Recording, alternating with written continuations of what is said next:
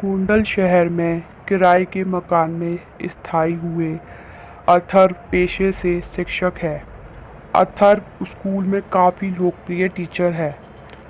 School में पढ़ाने के बाद वह बच्चों को अपने घर ट्यूशन भी पढ़ाते हैं।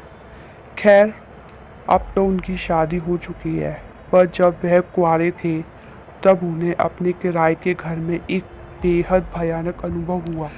एक शाम जब वह अपनी आराम कुर्सी पर बैठकर सुस्ता रहे थे, तभी अचानक उनकी अलमारी का दरवाजा अपने आप धड़ाम से खुल गया। इस आवाज़ से वह चौंक गए। उन्हें काफ़ी डर महसूस हुआ, क्योंकि उस शाम वहाँ कोई हवा नहीं चल रही थी और घर पर तो वह अकेले ही रहते थे। वह उठकर अलमारी का दरवाज़ा फिर से बंद कर कुर्सी की ओर जाने ही लगे, तभी उन्हें महसूस हुआ कि किसी ने उनका नाम पुकारा और वह आवाज़ उस अलमारी के अंदर से आ रही थी। इस भयानक घटना से अथर्व बुरी तरह डर गए। उन्हें वहीं खड़े खड़े पसीने आने लगे और वह पूरी तरह से कांपने लगे।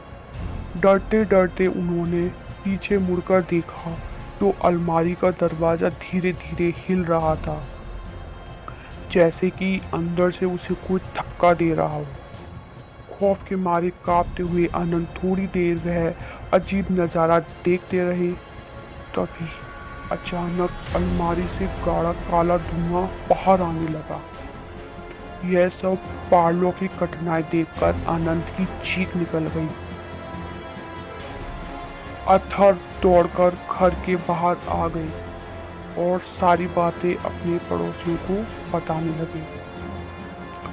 अथर्व के पड़ोसी उनके साथ घर में दाखिल हुए और उन सब ने वहाँ जो भी देखा उसे देखकर सबके होश उड़ गए।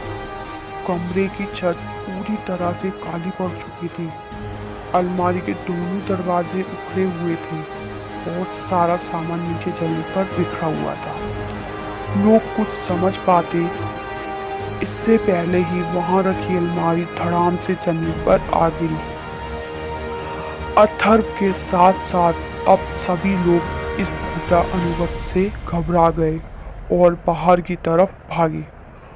कुछ लोगों को भागते भागते एक चीख सुनाई दी, चले जाओ सब, पर किसी ने पीछे मुड़कर देखने की हिम्मत नहीं की।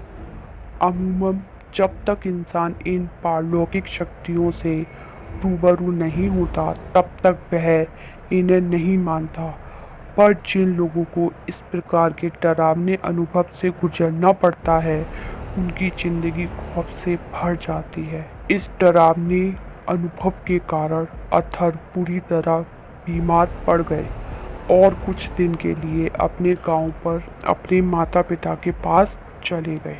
जब वो गोंडल वापस लौटे तो कभी उस घर में वापस नहीं गए और किसी और मोहल्ले में रहने लगे। मोहल्ले में रहने वाले बुजुर्गों से पता चला कि वो मकान अंग्रेजों के ज़माने की बनी एक हवेली को तोड़कर बनाया गया था।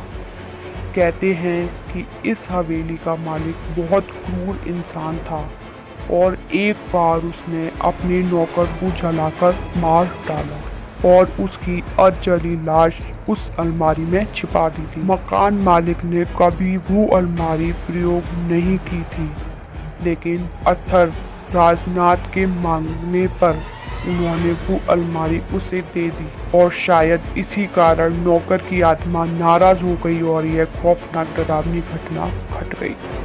तो यहाँ कहानी ख़त्म हुई। अगर आपको वीडियो पसंद आए तो लाइक कमेंट करना ना भूलें और अगर आपने चैनल को सब्सक्राइब नहीं किया तो चैनल को सब्सक्राइब कर लें।